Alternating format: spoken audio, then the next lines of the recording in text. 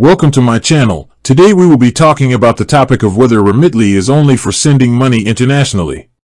Remitly is a financial service that is primarily known for its international money transfer services.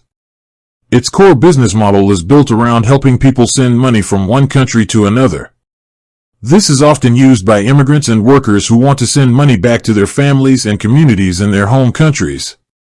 Remitly allows you to send money from a number of countries, including the United States, Canada, the United Kingdom, and Australia, to over 170 receiving countries around the world. It provides various delivery methods for the recipient, such as bank deposit, cash pickup at partner locations, mobile wallet deposits, and even home delivery in some places. While its main focus is international transfers, it's important to understand that this is its only major service. Remitly is not a bank. It doesn't offer checking accounts, savings accounts, or loans. It is solely dedicated to the transfer of money across borders. Therefore, if you are looking for a service to manage your day-to-day finances, Remitly would not be the right choice.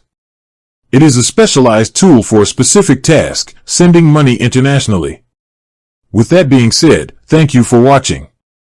For more finance videos, kindly check my page. Please like, share, comment, and subscribe to my channel. Thank you.